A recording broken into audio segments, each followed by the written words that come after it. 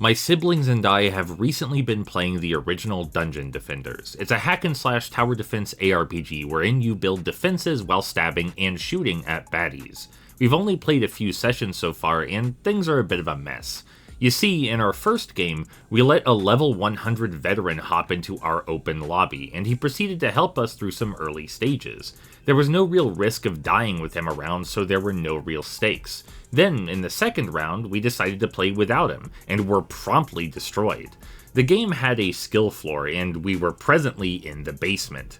This is because, while being carried in our prior session, we weren't allowed to make mistakes of our own, or even approach failure. And that's a problem because mistakes provide context. They teach us where and how our input and behaviors failed to create the desired outcome. Without any mistakes to call our own, we have no context, and so we're left utterly in the dark. When cloaked in that darkness, every failure feels like a frightening, stressful burden, not an opportunity. But when we're instead allowed to access every step of the process, from thought to action to consequence, we can banish any confusion or anxiety with self-reflective analysis, and then focus purely on creating better end results. So in general, whenever we seek to help others or accept offered assistance, we ought to acknowledge a distinction between protection and suffocation.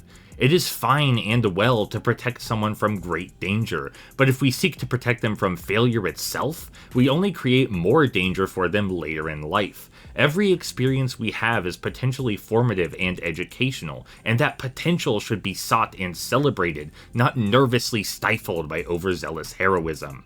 To expand further, art is the safest place to contend with these new ideas, new thoughts, and new modes of being. Particularly interactive art like games, where your input actively creates dynamic output, allowing you to trace consequence back to behavior and then adjust your input accordingly. It's a model for making healthy mistakes in the real world, just abstracted through a fictional lens. So next time you're being carried, in life or in art, it's best to recognize not only the kind intent of your ally, but what their aid might truly cost. Sometimes, as with Dungeon Defenders, it is merely a bit of time, but it can be so much more than that. It is alright to make mistakes, and to rob yourself of that privilege is to rob yourself of greater understanding.